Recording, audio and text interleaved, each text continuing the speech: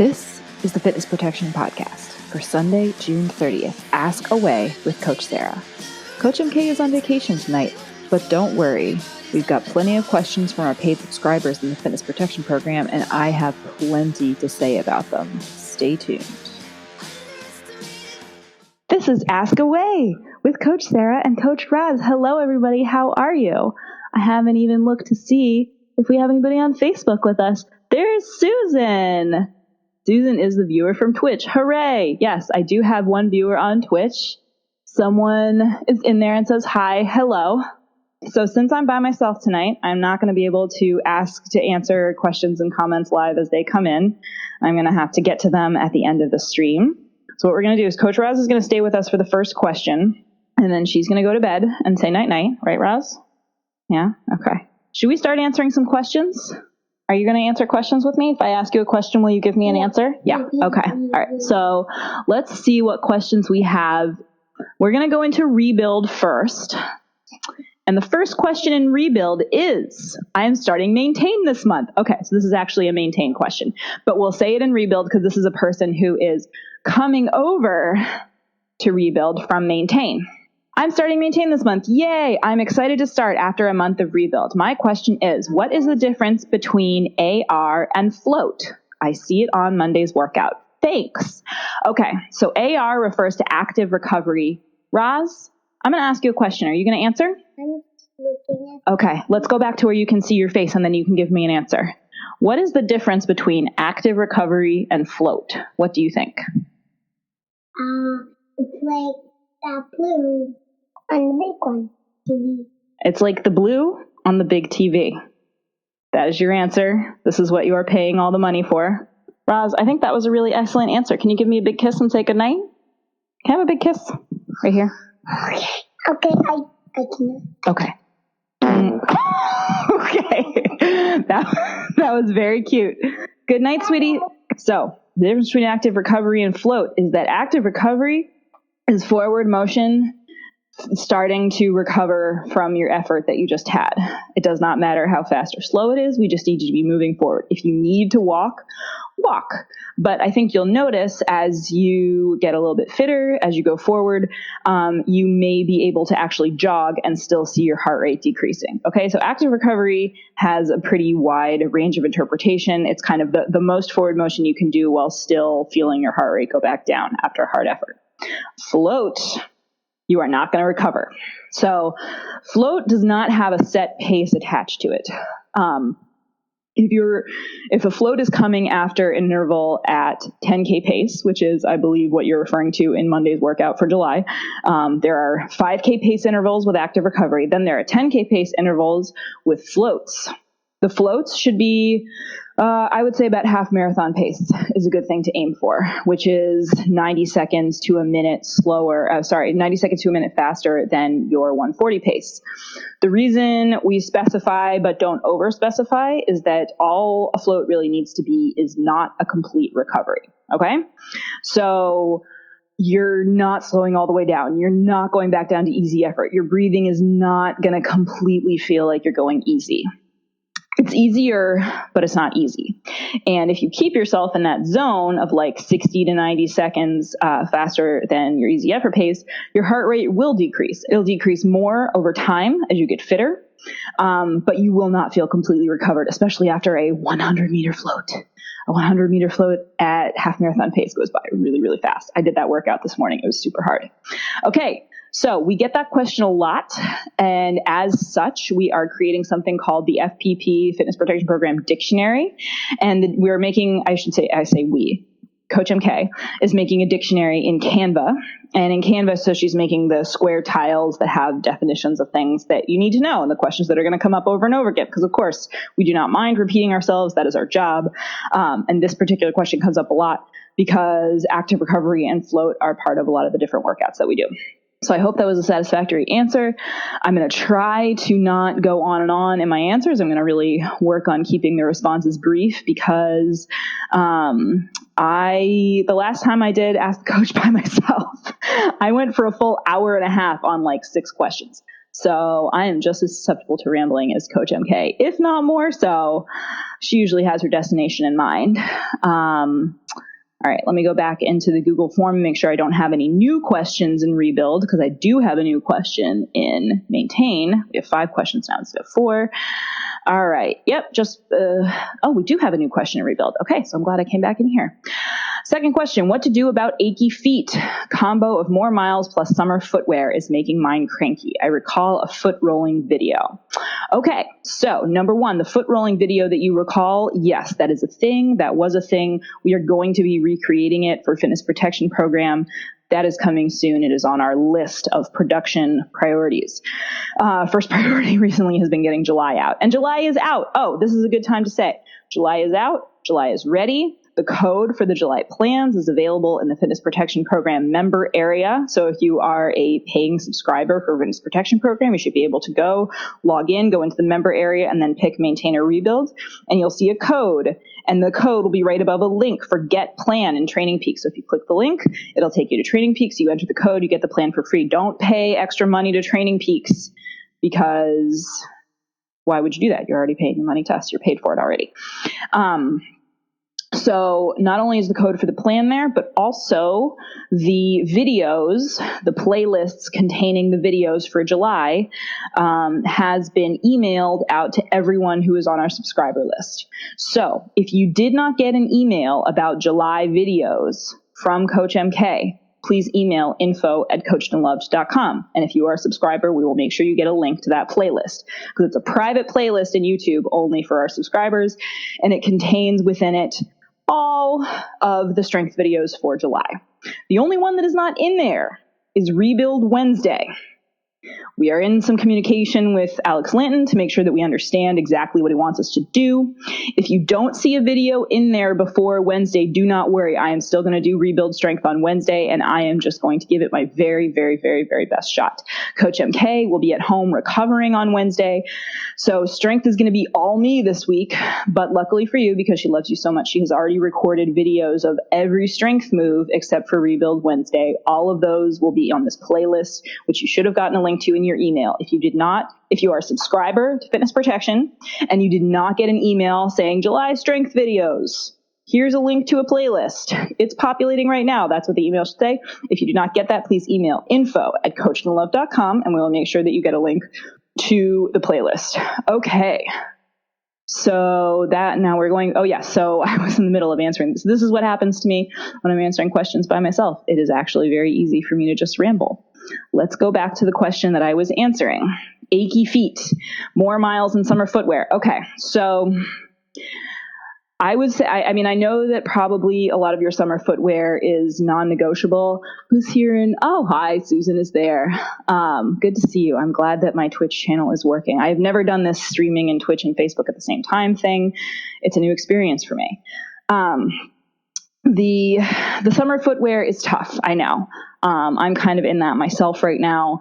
I try to keep a pair of comfortable shoes that are acceptable to wear in my office, so that I'm just not doing too much walking around in any one pair of shoes all day that is bothering my feet. So if you notice that there's a particular pair of summer shoes that's bothering your feet, I would say it's worth really reconsidering whether you could be doing more comfortable shoes, even if they're more unsightly. I don't know what kind of options you have in that area. You may be fairly restricted in what summer footwear you can wear. But flip-flops all day are not great for your feet. High heels all day are not great for your feet. So whatever it is you're wearing, take a look at that, see if there's anything you could do that's a little bit friendlier to your feet. More miles, that's a good thing. Feet are going to be a little bit achy when you're adding more miles to them, and that's okay.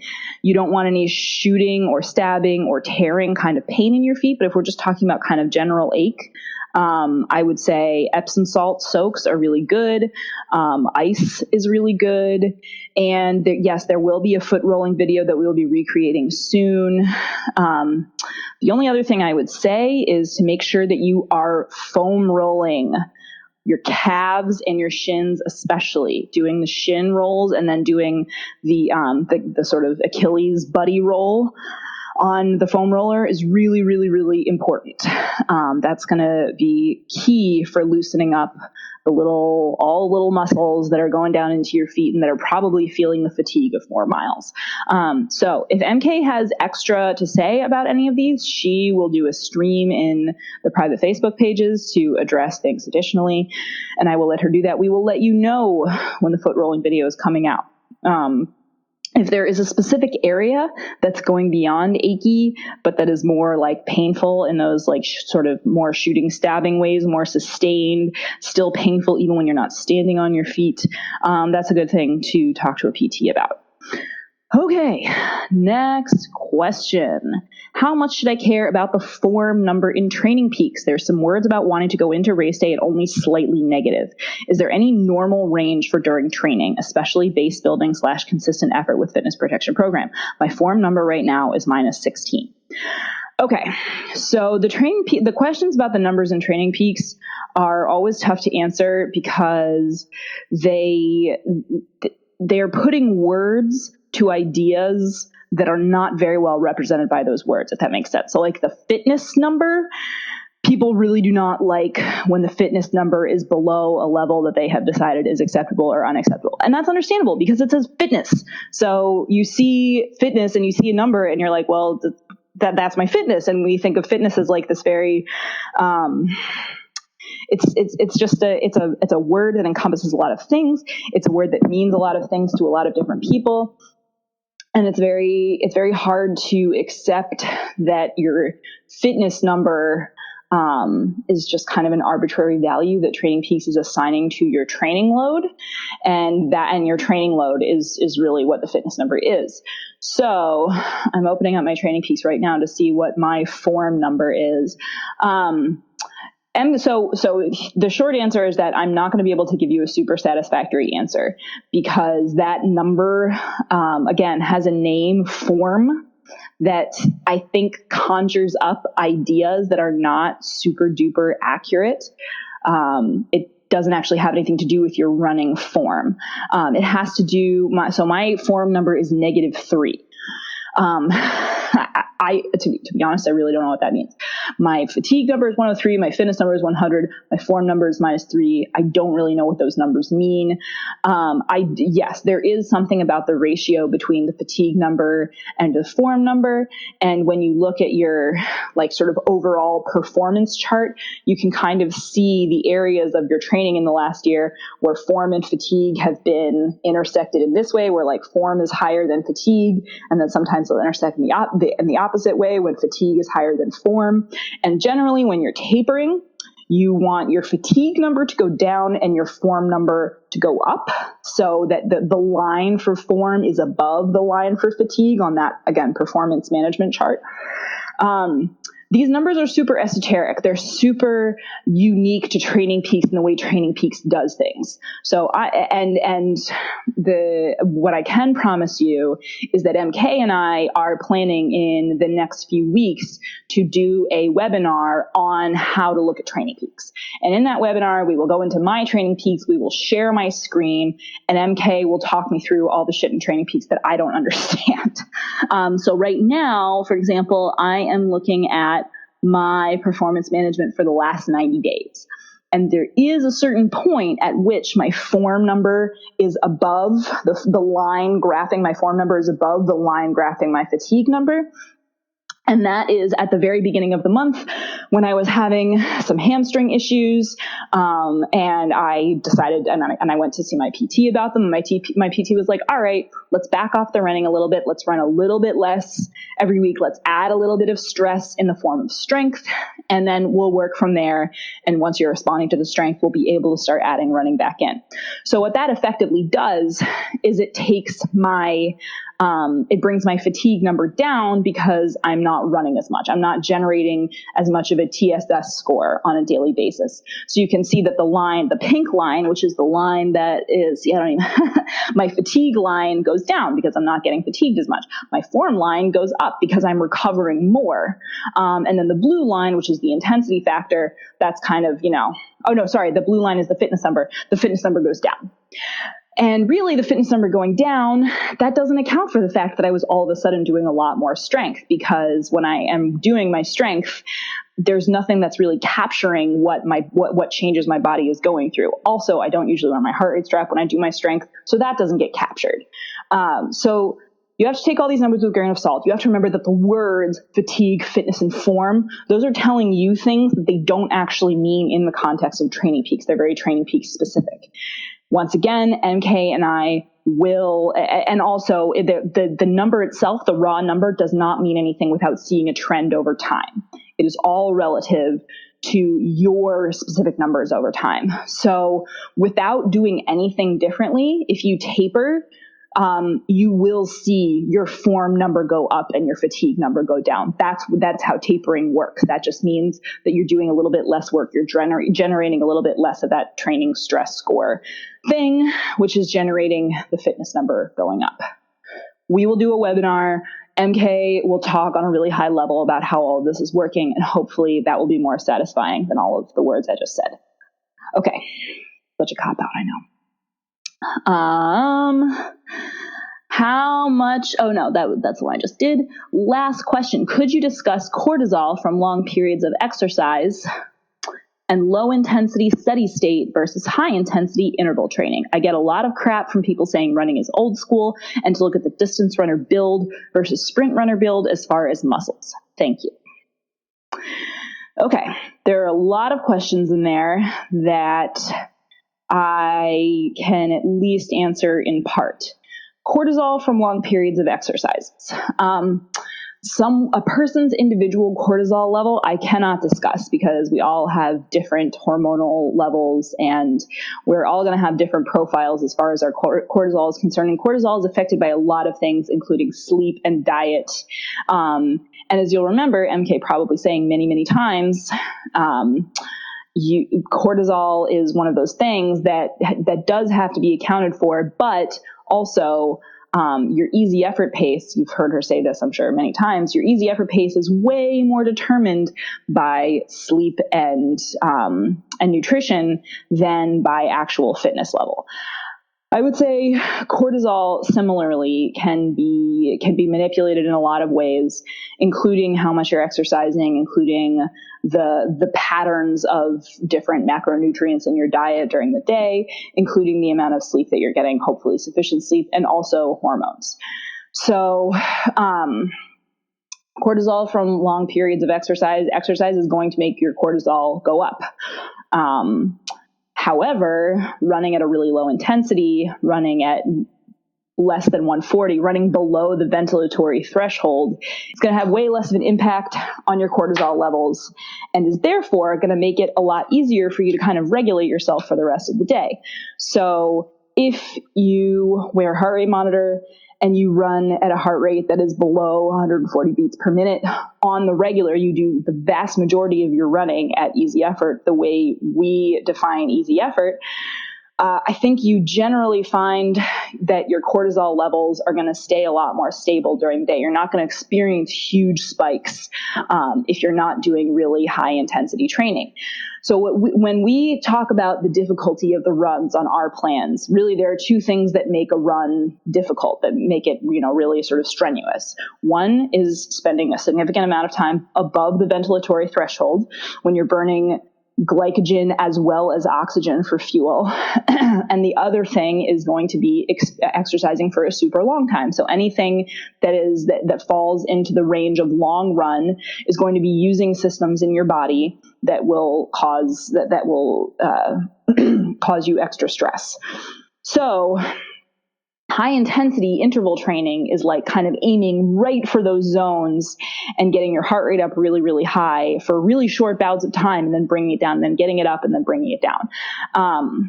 I feel like I'm probably only answering this question at a really base level, and I'm probably telling you what you already sort of knew about it. So I would be interested to hear like what your follow-up questions might be. I'm not sure how to discuss it exactly beyond that, except that a big reason why we encourage people to get a heart rate monitor and run the majority of their mileage, anything that we define as easy effort, that's warm-ups and cool downs for hard runs, and that's, your long runs on the weekends, is like below 140 or sometimes in rebuild below 150. That those caps are going to keep you in a really safe zone where your cortisol levels are not going to get out of control. And we feel pretty safe in saying that. The second part of the question, I get a lot of crap from people saying running is old school and to look at the distance runner build versus sprint runner build as far as muscles. So again, I'm not really sure whether, what you mean by that, whether people are saying running is old school as if that's a bad thing. I would say running is old school, and it's kind of a good thing because people have been doing it for a really long time. It's making people feel really good for a really long time. People have also found ways to do it better and to do it for longer over the decades that running has been popular in the United States, at least. And when we're talking about the distance runner build versus the sprint runner build, yeah, I mean, they're different builds because you're using entirely different systems of the body and different muscle groups to excel at your sport. So anything, I'm trying to remember what the cutoff is between short distance and middle distance, but short distance and middle distance are both very, very short compared to what we in fitness protection program generally do. Like anything above a 5K is considered long distance running, or distance running, I guess, in this particular paradigm that we're in. And so anything that is a 5K and above, the 5K uses 95% aerobic and 5% your anaerobic system. That's almost entirely aerobic. So if you are a distance runner, if you are doing a 5K or anything longer than a 5K, you really need a super, super fit aerobic system. And that's what we're looking to build here. We care a lot more about that than we care about building big muscles. Sprint runners need big muscles because they're doing extremely different work. So our work is to coordinate our muscles, recruit the appropriate muscle groups so that we are running correctly, so that we're not overtaxing any of the key muscle groups that need to be working in concert. But we're not looking to build really huge muscles because that's not the work our body needs to do. What our body really needs is a super, super efficient cardiovascular system. So I'm not sure. I hope I answered that somewhat satisfactorily. If not, please, in the Rebuild Facebook group, when I post this link, whenever you get a chance to listen to it, please feel free to ask follow-up questions. And if MK has anything to add, I'm sure she will get in there and stream a really high-level answer. And I'm going to be like, oh my God, that's brilliant. Because that's how I learn a lot of these things. Okay. Next question. That is, I believe, that is all for Rebuild. Here we go. Maintain. Question 1. Hello, coaches. Thank you for all you do for us. You are so welcome. My question, I'll be going on a 10-week marathon ramp by the end of July. Where should I be keeping my long run for the next few weeks? Next Saturday has 90, which seems too short, with a race on the horizon. Or maybe I'm wrong. Thank you, Amanda Williams. So, hi, Amanda. Hooray for marathons. I believe you are doing Twin Cities, and that is awesome. Here's the thing. All you need to do is be on Maintain and doing the workouts as written. So next Saturday's run is 95, which is, you are correct, that is the minimum length for a long run where you get the benefits of a long run. Guess what? That is enough. All you need to do is be on Maintain and doing the runs as written. And the run that is written for next weekend is 135. We intentionally build in a cutback at the beginning of the month, because people who are not ramping up to a marathon definitely do not need to be running any more than 95 minutes.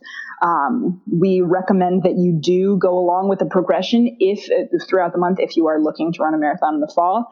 But a 95-minute long run is a long run. And look, the following week, you're going to go right back up to 155, okay? And the week after that, you're going to go up to 2 hours. So you're really just getting 1 week of a little bit of a cutback, and that is fine.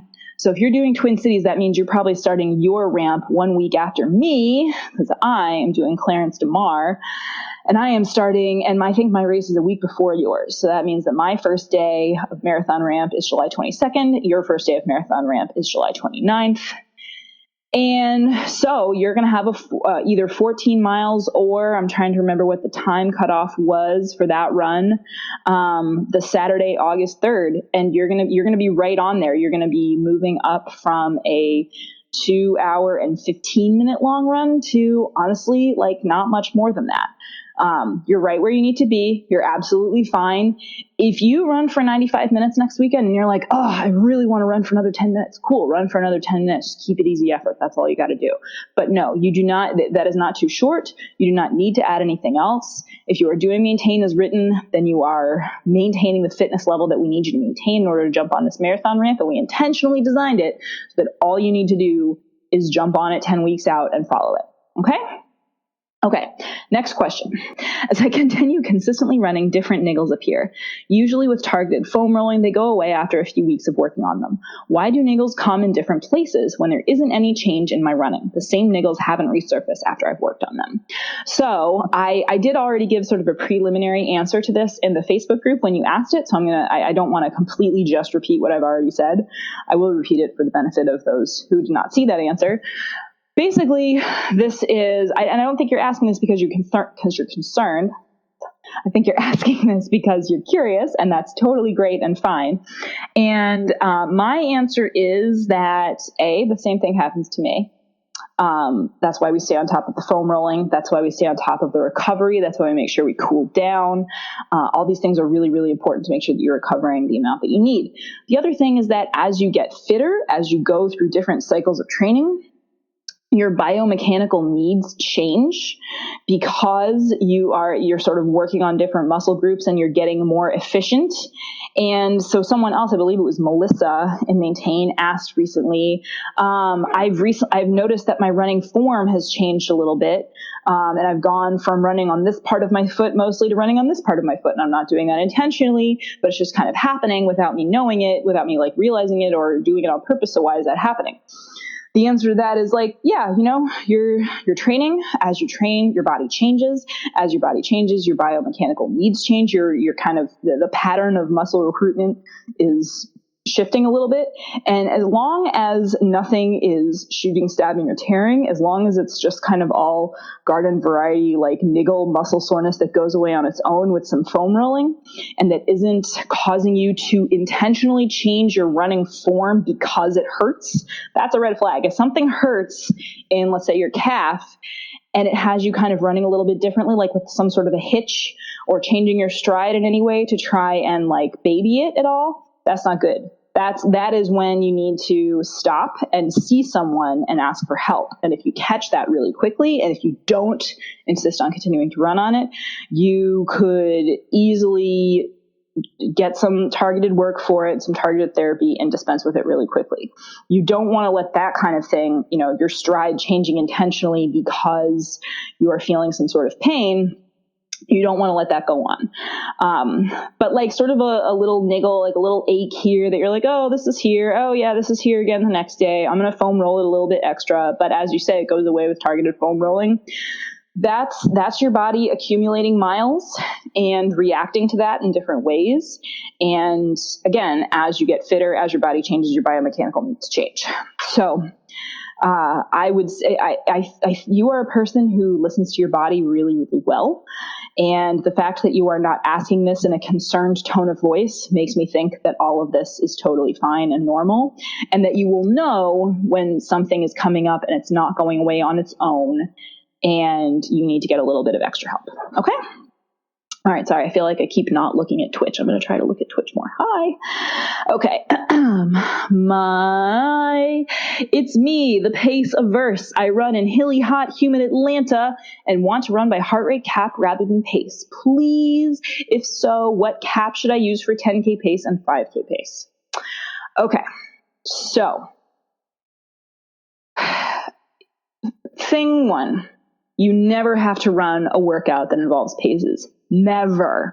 If paces stress you out and you don't want to aim for 5K pace, 10K pace, whatever, cool. Go do an avocado toast run. Go run easy effort with accelerators at the end or with strides in the middle. Strides and accelerators are the same thing. We call them accelerators when they're at the end. We call them strides when they're in the middle.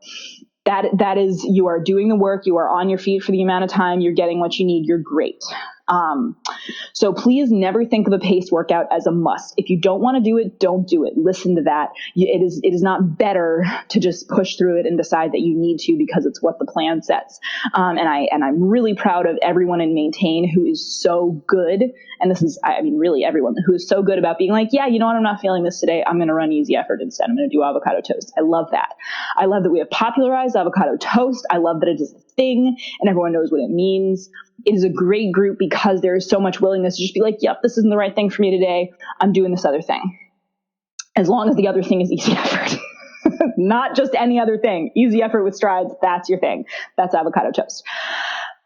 The reason why, there are a couple of reasons why I can't just say yes and give you a cap.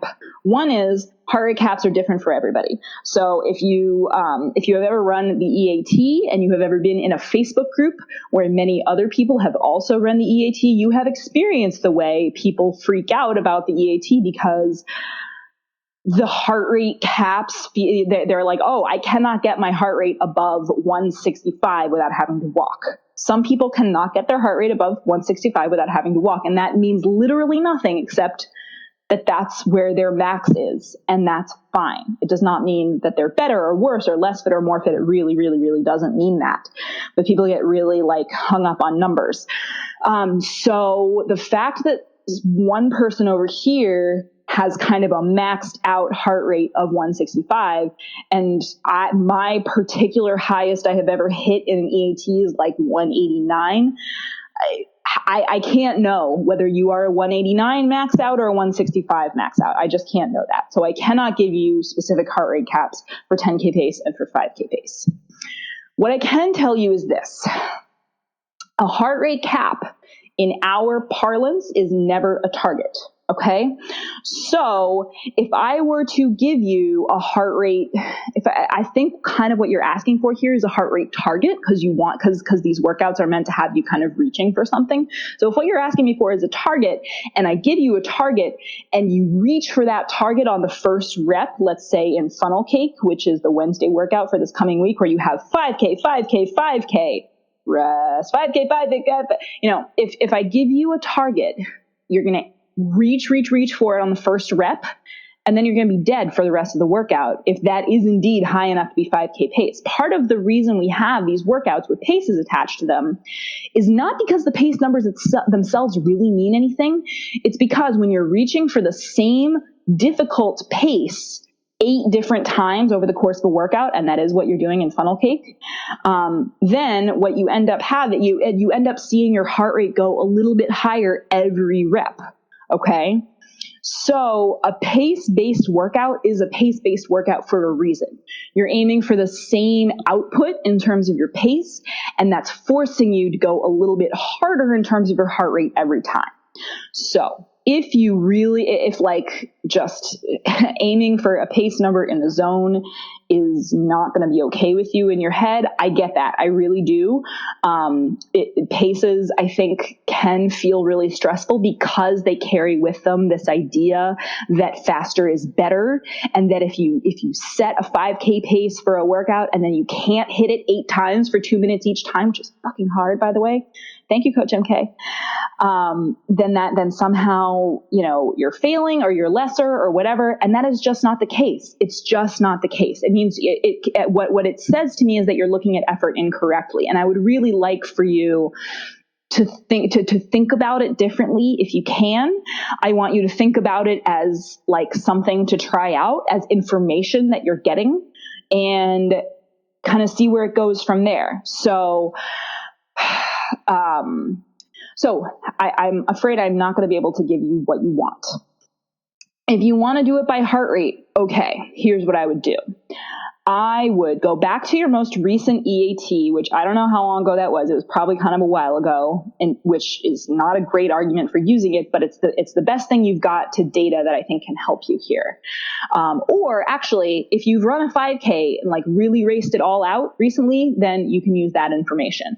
But not knowing whether you've done that or not, I would say go back to your most recent EAT, whatever your highest heart rate was for the A portion of the EAT, so the first 2K, whatever you maxed out at for the A portion, not the C portion, That's where I would aim for your first rep. Okay. Let's say this is funnel cake. So that's 5K pace, your first 5K pace rep in funnel cake. Aim for that heart rate. Maybe it's 165. Let's say it's 165. So aim for 165 on the first one, but try not to go over it. Aim for 168 on the next one, but try not to go over it. This is really squishy because I don't know how to replicate this workout for you in terms of heart rate caps, or heart rate targets. And heart rate caps, again, we give heart rate caps to indicate that this is not a target, that this is the red line that you do not go over. And you can see why that gets tough when you have 8 reps at 5K pace. And if you're hitting the same pace on every single rep, it's gonna get higher over the course of that workout, and that's what it's supposed to do. So I'm really sorry if you hate that answer. You run in hilly hot, humid Atlanta, so give yourself a break. Maybe the summer is not the time to do workouts where you're pushing it really, really hard. Maybe it's just not. Maybe, you make all of the Monday, Wednesday workouts, big kid pickups, which is 1 minute at 10K effort at the end of every mile. You really do not have to do any of these workouts that have 5K and 10K pace if the thought of that makes you miserable. We do not want anyone to be like, oh, this workout, I don't want to do it. We don't want anyone to feel like they're staying up the night before worrying about what's going to happen. That is exactly the opposite of what we need. And that's the kind of thing that's going to drive you away from this. And we really don't want that. We want you to choose running every day. And we want running to be something that really kind of fills you up and that makes you feel good about yourself, not that makes you feel like you failed. So if you want to talk more about that, comment, follow up in the Facebook page, and we can see if we can get to the bottom of like why these paces are like really messing with you and why you really don't want to do them. If there is no flat place you can go to do these workouts, then that's a good argument for, again, not doing them. Or I would say more than heart rate, go by feel. More than heart rate, go by what feels like something that is really hard, but that you could sustain for an hour. What feels like something that is really, really hard and you're not jumping over the electric fence, but you're like right there. But you see why that's a really hard thing to tell someone how to do? It's really, really hard to tell people to use perceived effort to do any kind of workout where you're above easy effort. And even with easy effort, using perceived effort is actually not nearly as easy as people make it out to be. Okay, I've rambled long enough about this question. I really do feel for you. I'm not trying to be flip about this. I'm not trying to tell you to fuck off or anything.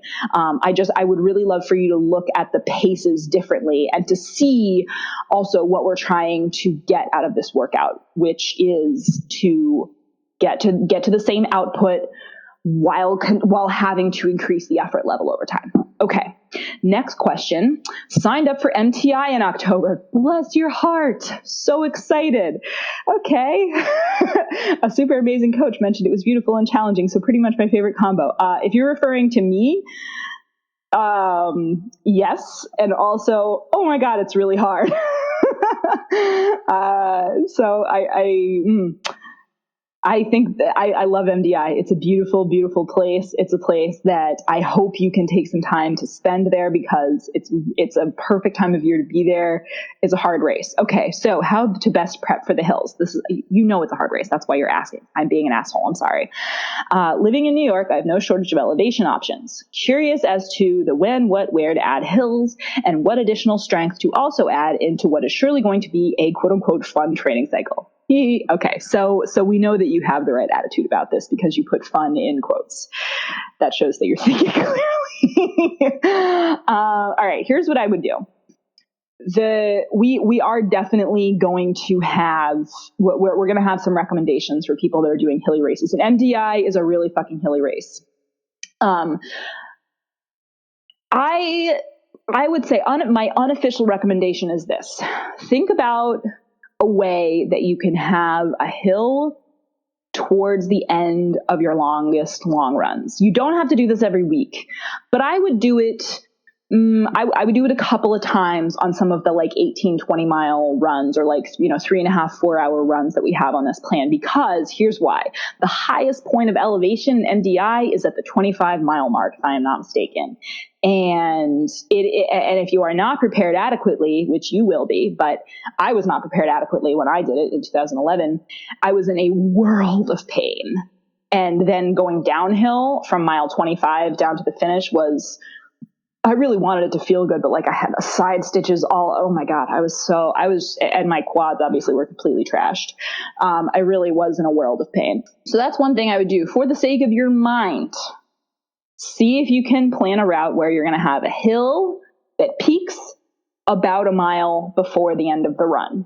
And don't crush that hill. Do not crush that hill. Take the hill super slow and steady. Think about your form. Lock in. Think about your breathing.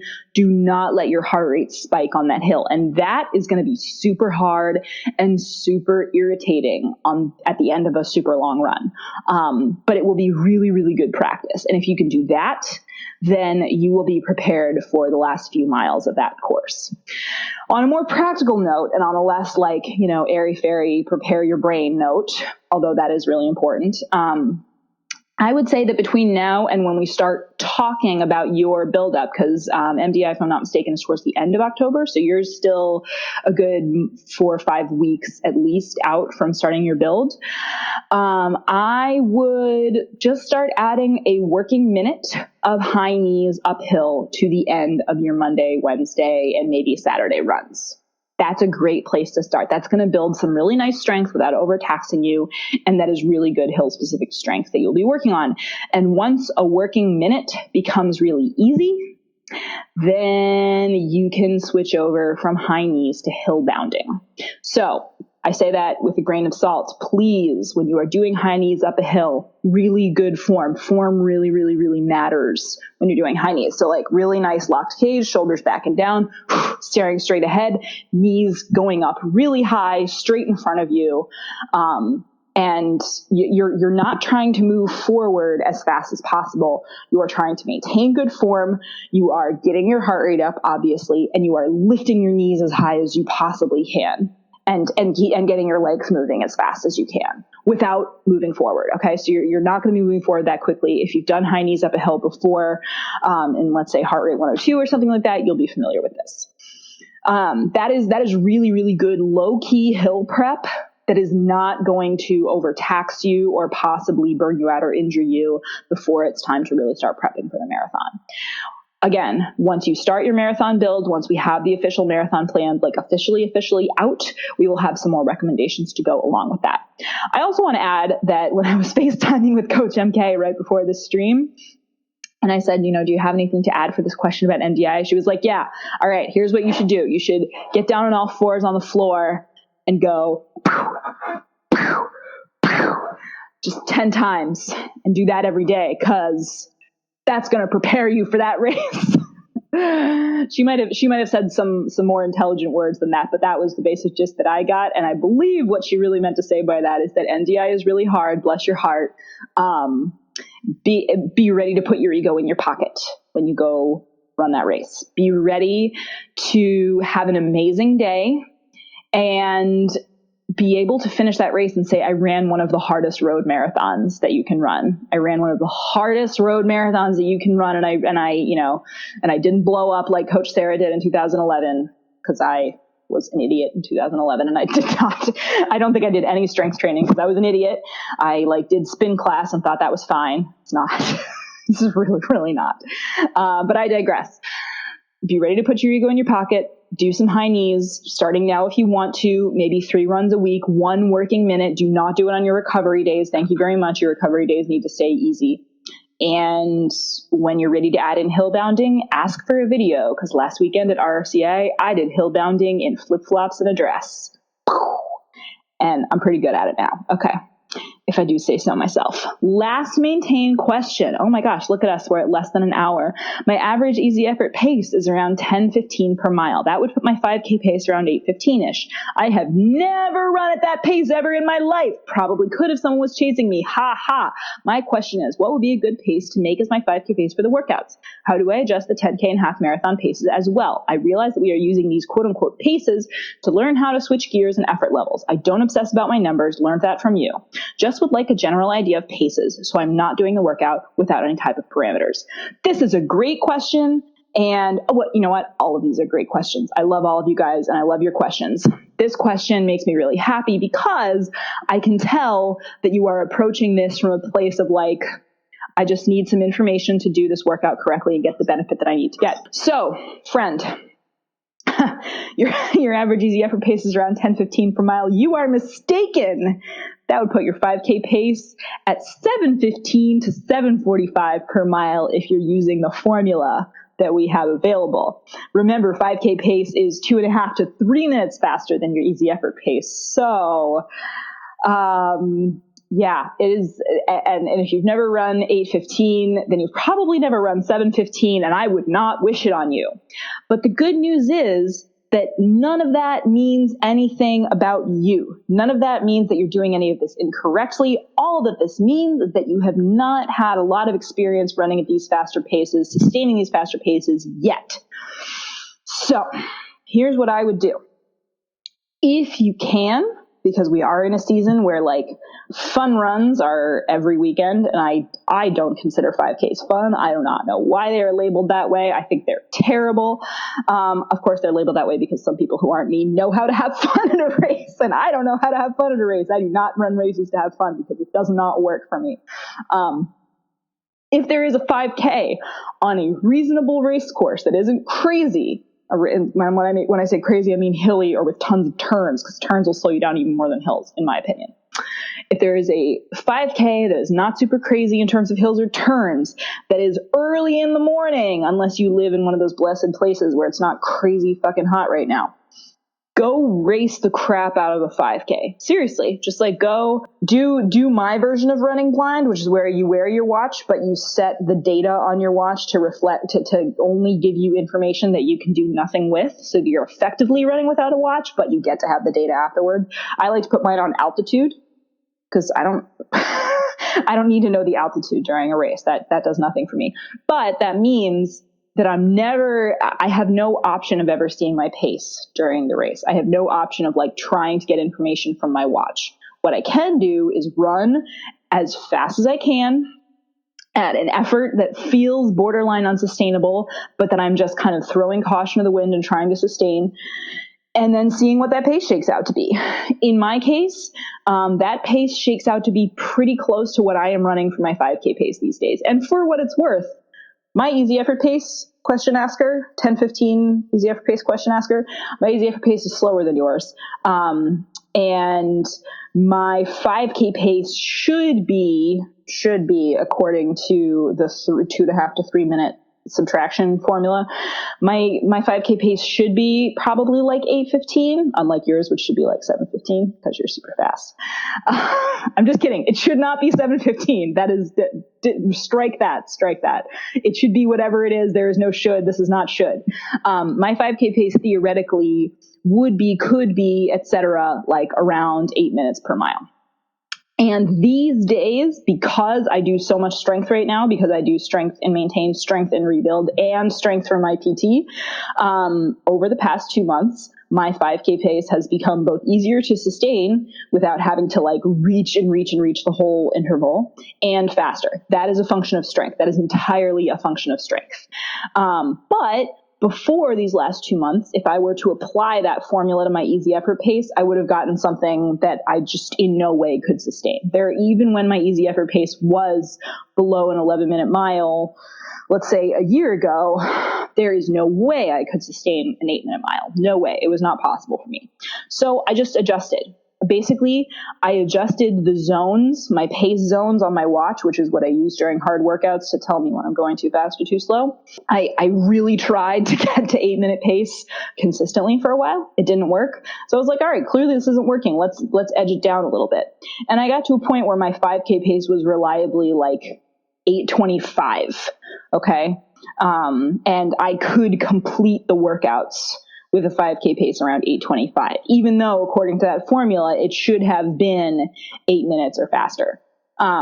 It really is just trial and error. And the beautiful thing about Maintain is that as long as you're not, making huge adjustments week in and week out, you're not going from like, all right, let's aim for, 8:30 pace this week. So like, let's aim for 8-minute pace this week.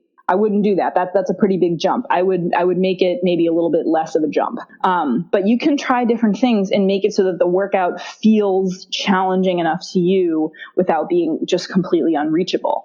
We want you to do these workouts and have fun playing with gears. We want you to kind of experiment with what you can sustain and then see how it gets easier to sustain that pace over, let's say, 8 reps of 2 minutes each. How it gets easier over the course of a month to do that. And that, to return to the question earlier about substituting heart rate for pace, that's another thing that you don't get when you're substituting heart rate for pace. When you're aiming for a pace, it does not matter what that pace is. And that's like the pace that you're aiming for every week. All right, I'm going to do these 2-minute intervals, 5K pace, 2 minutes rest, 5K pace, 2 minutes rest, 5K pace, 2 minutes rest. And you can see, if you do that 3 weeks in a row, you can see how your heart rate is going to start recovering more quickly. Your body is going to get better at disposing of waste in between, like all that buildup of like in between 5K reps. That's really cool. And that's something that's only going to happen if you're kind of practicing the same pace. You can only compare same to same, right? So if you're practicing the same pace every week for these 2-minute intervals, that's why we have these kind of nice, consistent workouts that we do on Wednesdays. You get to see how your body's performance changes in response to the same kind of stresses and the same thresholds that you're trying to reach. How is it doing a better job of recovering after it gets to this threshold and comes back down? So I wish I could give you a really solid, firm, like, here's the math that you need to do to adjust the paces.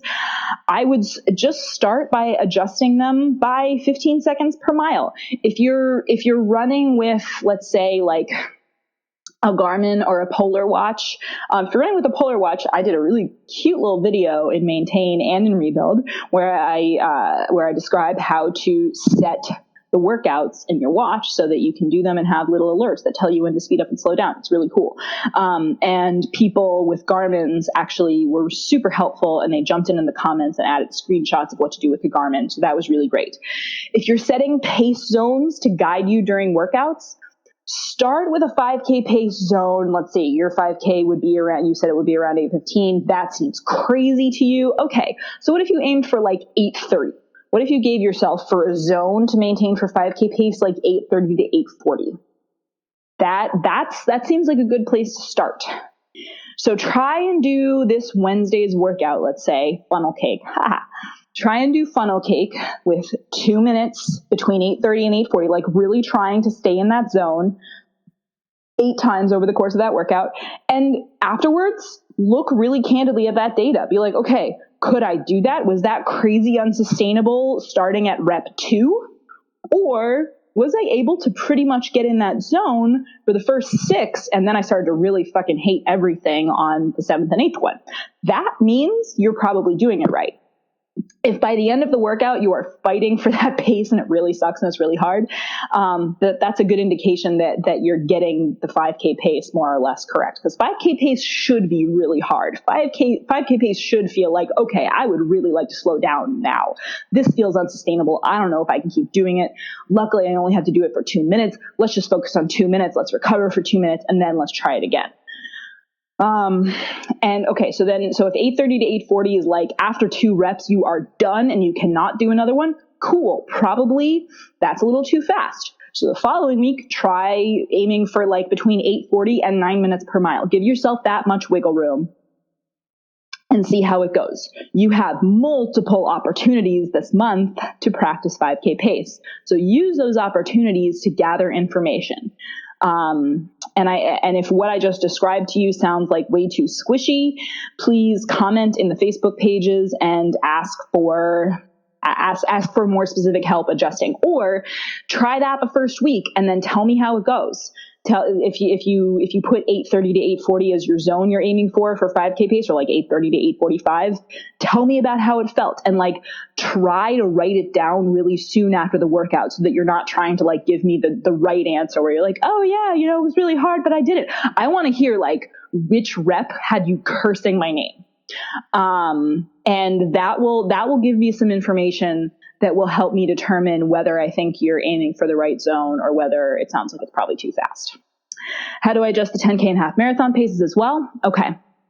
So, try not to worry about it too much, but wherever you decide, so let's say for Midnight Sun, which I guess is a workout that you're going to do tomorrow, probably, if we're trying to do 8:30 to 8:45 for 5K pace, okay, so make 10K pace about 30 seconds to a minute slower than 5K pace, and make half marathon pace, that nice little float, make that like 30 to 60 seconds slower than 10K pace.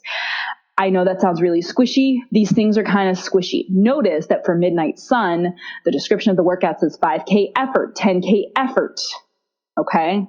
That is effort is what's really important. So do not worry about the paces too much. Do not worry about exactness. What we're trying to do, especially with funnel cake, we're trying to push you to this pace and then make you come back to it. Just hit it again and again and again up to a point where your body is going to stop wanting to hit it again. Like the first rep at 5K pace and that funnel cake workout is going to feel like, oh my God, it's really hard to hit this. How did it take me so long for my watch to say I was running the right pace? What does the matter with me? Second one should be like, ooh, wow, I hit that a little faster than I thought. And then from there on out, it's probably, you might hold steady for a few after that, but by the last few, it's going to feel a little bit harder every time. And that's why we aim for that specific pace every single one. Your body is going to have to work a little bit harder every time, and you're going to go to some gnarly mental places, and that's going to be good for you. And you're going to go to your body is going to learn about clearing waste in a way that's really, really important. Okay. So I have now gone for about an hour on 9 questions, which is not too bad, I have to say. If you have any questions, I don't see any questions in Twitch. I do see someone asked, how's your day? And my day is fine. Thank you very much. I'm glad to see I have 5 people watching. My day was interesting in that there was a gigantic hailstorm that kind of completely came and went in the middle of the day. And it was like loud and crazy. And it was dark inside. I did not know what was happening. And then it went away and the sun came out. And so we kind of missed most of our chances to go do stuff outside with my 3-year-old, who you saw at the beginning of the stream. And she was very good at the beginning of the stream. She had just come off of an extremely rebellious 10 minutes of trying to yank me down from my chair while I was talking to Coach MK about answering your questions. So my answers were a little bit rambly. It's because my kid prevented me from prepping appropriately. Sorry, but at least she got to be cute for all of you guys. Okay, so I do have some comments on Facebook. Hello. All right, let me scroll down through these. Sorry, I was not getting them while I was watching. Hi. Oh, wait, Susan. Yes, I think you are on Twitch now, though, Susan. Hello, Roz. Yes, Roz hopefully is in bed now. Awesome job, Coach Roz. Thank you, Chris. I think Twitch is working now, Jennifer. At least I'm there, too. Yes, Twitch, I think, is working, too. From what I can see, it looks like it's working. Playlist. Do you just keep getting better and better? Wait, playlist. Oh yes, playlist. Okay, yeah, playlist in YouTube. We do just keep getting better and better. You know what? That is a yes.